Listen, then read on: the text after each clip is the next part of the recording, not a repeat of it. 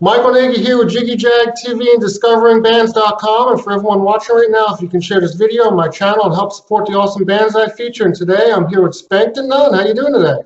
I'm doing great, Michael. How you doing, man? Doing good. It's great to have you back, especially because you were my first Skype interview, and today you're my first virtual show interview. So this is really cool to have you again. Yeah, that's awesome. I was thinking about it today as I was getting ready.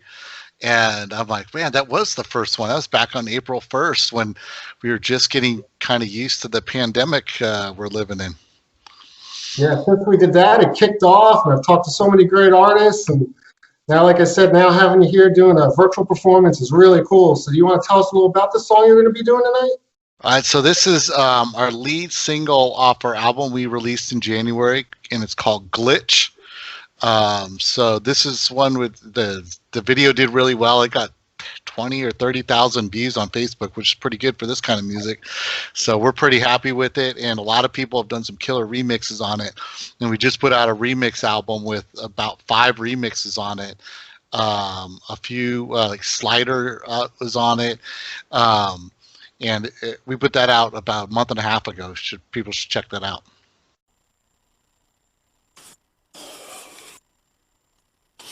First a drink, so we can think. A murderer.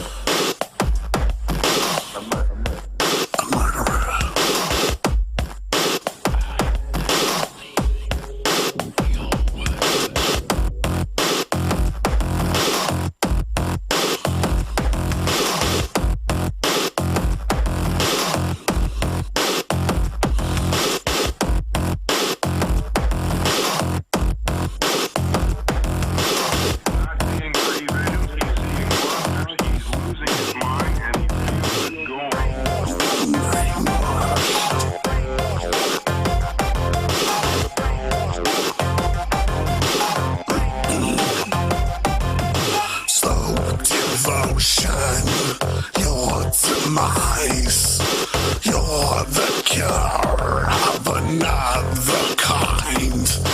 Burning flesh and the city of ice.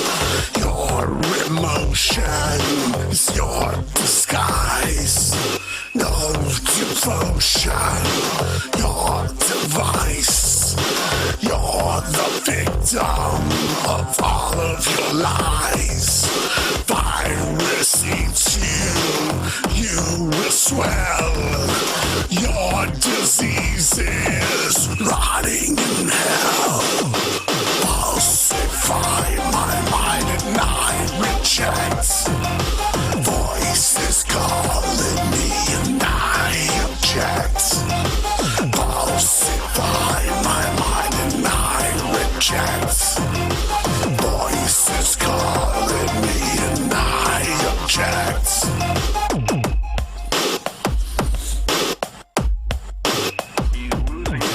No emotion, buried in lies.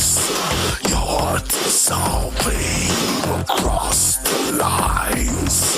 Visible torture, visible stand. You are making your own hand. Falsify my mind and I reject.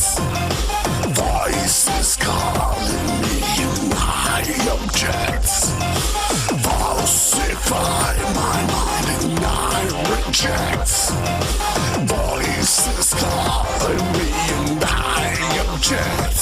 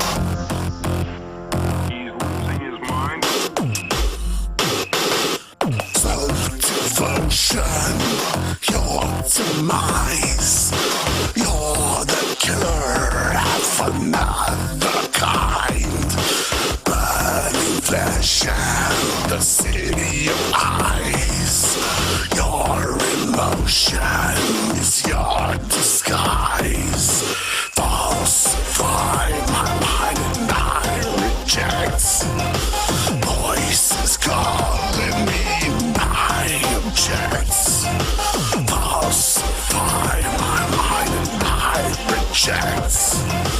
Voices calling me and I object. Falsify my mind and I object. Voices calling me and I object. Falsify my mind and I reject.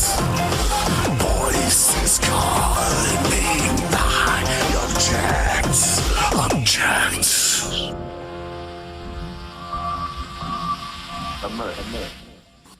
A murderer.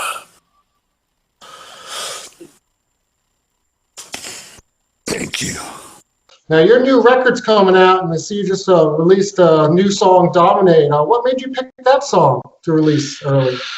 So we had like when we're releasing the first album, we were already playing in the second album, and Dominate was not on the second album, and then COVID hit, and it's weird because January and February we were getting ready to do it live. My brother's in LA, I'm in Dallas.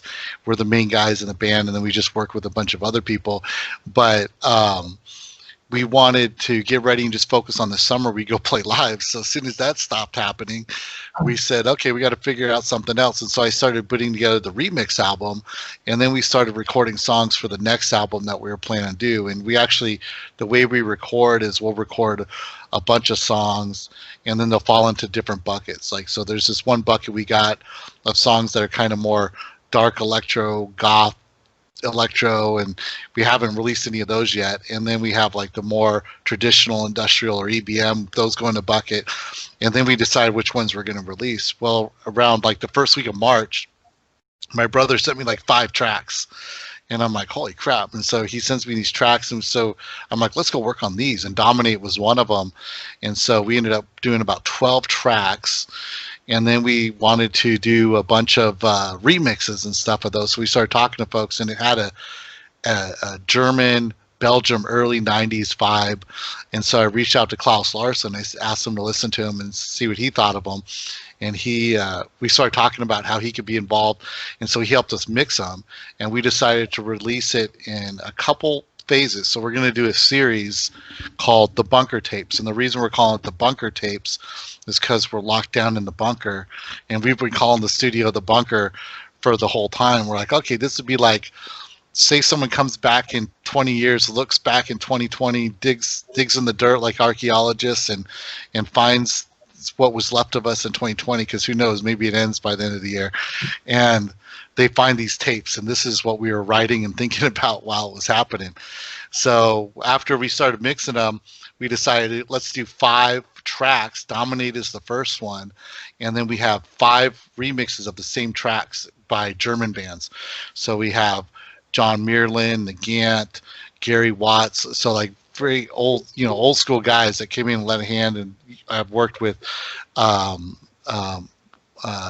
in the past, so he thought it was a cool idea. And then we did 5 more where we have like Assemblage 23, and we have a couple other guys we haven't announced yet that are doing remixes as well. And so we have 15 tracks that are going to come out on this one. Dominate is the lead single for it.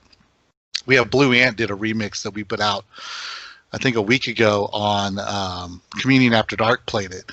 So if anyone wants to hear that, they should go to Communion After Dark to hear that one, and then the regular version they can hear it on Dark Indulgence, and you'll start hearing other mixes coming out in the next week or two. And do you think you'll release another single before the album comes out? We're thinking about it. So one of the things we're trying to do is we're going to donate all of the pre-order proceeds to Klaus Larson to help him with his bills, with the medical bills for Kurt and his health care. And so we wanted to, do something good with the money. And we didn't want to just do the next COVID cause or whatever, but we wanted to show our appreciation and thanks to Klaus for helping us. I mean, a year ago, we weren't even on the map, and he helped remix our first track and help put us on the map. And then everything he's done in the last 30 years and keeps doing every month, putting stuff out. I mean, I think he's putting 3 or 4 albums out this year. It's crazy.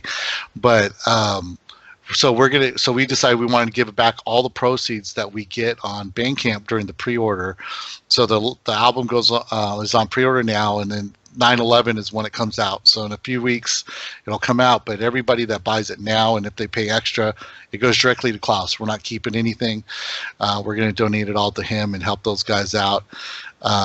So what we may release another single just to try to get more people excited about it. Dominate's been doing really well, and we kind of held it back until this week. So now we just put it out today that other DJs and other shows can start playing it. And we got a video for it. The video is doing really well, and it's a little bit dark and disturbing, as it should be. But we went black and white on everything for this track. So all the videos, I think except for one, is going to be black and white. So we're doing 5 videos too. So we're going to release a video probably every week as well as we lead up to it. Wow. And since the last time we talked with the whole quarantine, how has that been for you now for the past couple months? It's been good. It took like around April. It was tough. Last time we talked, and it was watching too much news. Just getting like in this rut, and then I had to figure out how to turn it around and be more productive. My brother was being really productive, so he was just cranking songs out and sending them over to me, and so it kept me kind of heads up. But finally, we got in the same pace at the same time later in April, and I just had to turn the news off and stop watching everything, and just hunker down in the studio. And that's when we were calling it the bunker and stuff. But so it's been more productive because I've worked with a bunch of bands I probably wouldn't have had time or spent the time to go reach out to. I'm able to do more things with the music from a multimedia perspective. So one of the things I've done is I've been working with Zug from Angel Spit in the background of his live performances and learning the ins and outs of how to stream. Like, you and I were talking about, the presentation of this, and doing the performance as well. It's so much different than doing it live. And some people will look at it and say, I'm limited because I can't be in front of the fans. I'm not on stage and live, but that's what they were used to. There's some bands that will play for the first time or maybe the first 10 or 20 times live online now this year than instead of playing on a stage. And it's started a medium that people have to take seriously. I mean, 1 million DJs have popped up, but they've gone from the clubs to the online business. But I think there's always going to be a hybrid of that. And so the way I'm looking at it is like, how do we approach it from a multimedia perspective, and how do we do things like I just put a video out, a couple of random videos on Twitch, and it's just like different noise and testing different songs and doing sounds, and we're also testing the video aspect of it too, and we're testing how we hook up our equipment and how we present it, how we can work from different locations and work together. And then it's not as much about the feedback from the audience, but it's more about us experimenting in a way we would never normally try more than once or twice, but now we're doing it on a regular basis. And it's almost like, how do I make my new album cover like a live video, live interactive cover, so like I could have, instead of having my face on the album cover, I could have my face kind of more, animated or more interested in multimedia style. And I think there's a different way we have to look at it. And I think we haven't figured it out yet. We're still learning and discovering like where this is going to push us instead of just waiting for it to be over. I think people waiting for it to be over are missing out, and they're waiting for it to go back to normal. It's never going to go back to what we thought was normal.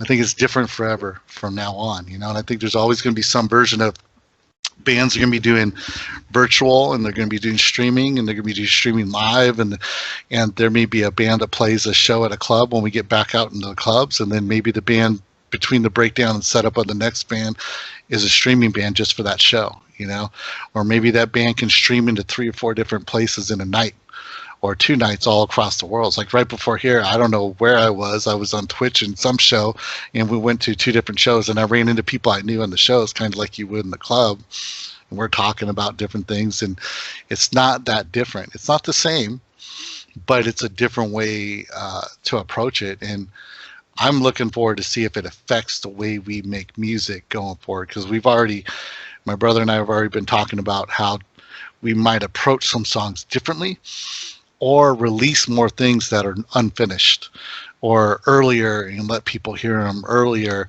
and do something different than the traditional, every 12 to 18 months put an album out highly polished, highly produced, you know. So we've been super creative. I mean, not creative, super, I hope we were creative, but super productive. I mean, in the last year, we put out 60 something tracks, and a lot of those came in the last 5 months. And a lot of them, 15 remixes of other bands. We got 8 or 9 that haven't come out yet. That'll come out later in the year. We have 2, 3, 4 collaborations we're working on with other artists. So we're finding that we're able to work with more people in a different way than we would have before, and we would have always tried to go to that person, So now I gotta reach for some whiskey to pause. Like you said, it's adapting with the time instead of just waiting, making it happen now. Yeah. I saw your interview with John Bechtel, and it was great. I mean, I've got a chance to meet him since then. We did a Zoom or Skype together a couple months ago. I mean, and we're both in Texas, I think. Or no, I don't think he's actually in Texas. But that was a great interview I saw. And he always is telling stories and stuff, but it was good to hear like even his perspective. He's been in the industry for a long, long time. You got Curse Mackey, you did an interview with him as well.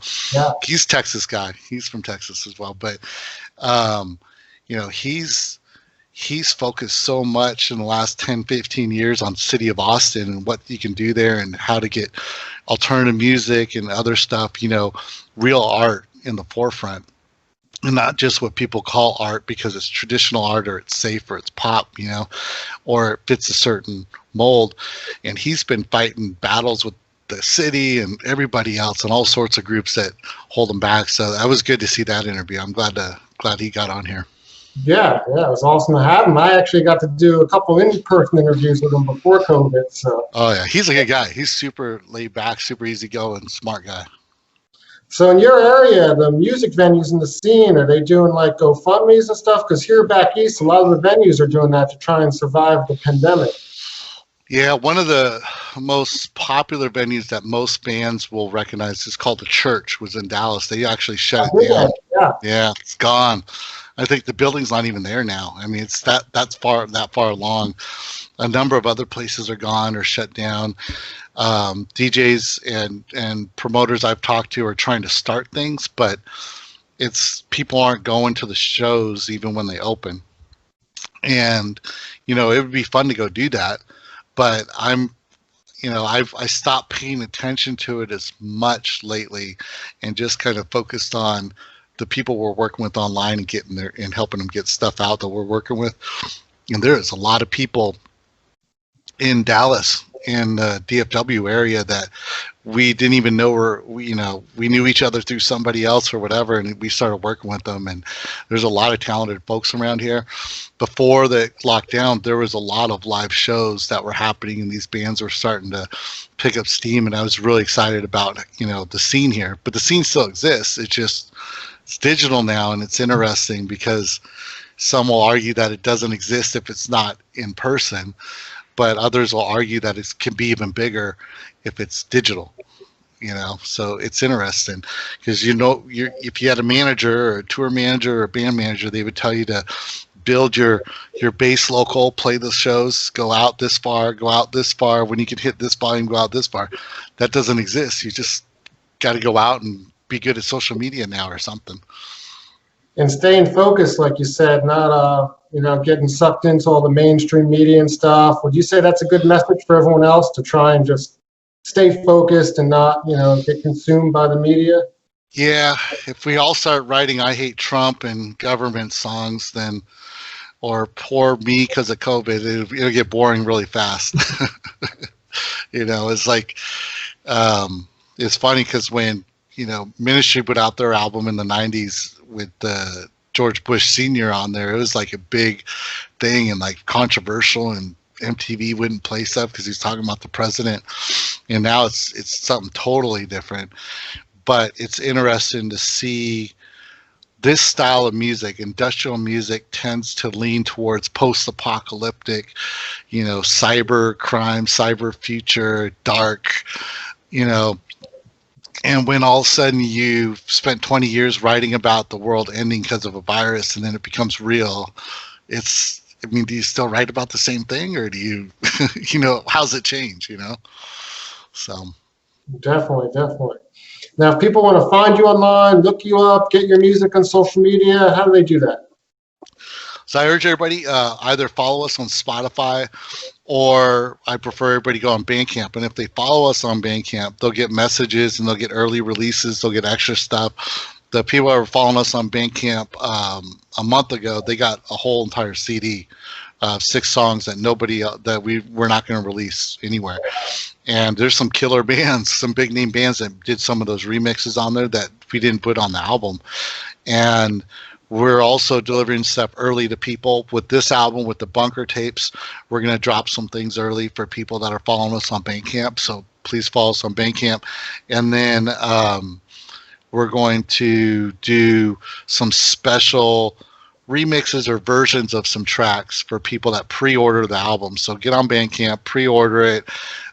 Make your friend pre-order it too, and just follow us even if you don't pre-order it, because then that way you'll be kind of aware of some of those things. And when people buy it, they fall into a different bucket on Bandcamp, so we can send things to people that have bought something. So even if someone's bought a song for $1 or a penny or whatever the lowest number is, we'll send them access to things that nobody else will have access to. So spankthenun.bandcamp.com. That's what I'm saying.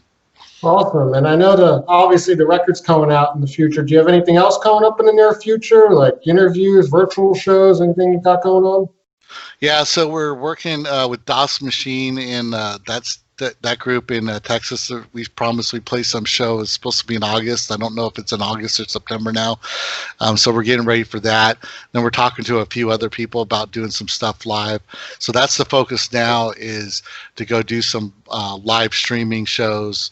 And I don't want to do it where we're just sitting against the wall and, you know, just like, you know, in a microphone. I want to do something that's different, and whatever we do this week will be different next week. And then the stuff I'm working with other people and their live streaming, I don't want it to be the same as theirs either. So I want people to push the boundaries, and I want to be part of that. So we got some stuff coming up, but it's mainly we're focused on promoting this album through the pre-order. The Bunker Tapes 2 is going to come out in January, so we're already working on that. And then we have a couple collaborations that are going to come out. One will come out in October, and another one will come out in December, for sure. I mean, it's like we're just inundating people until they get tired of hearing about our name. I mean, we might have 100 tracks by the end of the year out there. It's nuts. Wow, it sounds like you're working on a lot all the time. Yeah, it's fun, man. Just keep pumping them out, you know? Yeah, yeah. Well, it was really good having you tonight again, and everyone look him up. All right, thanks, Michael. I appreciate it. Keep doing what you're doing. Thanks.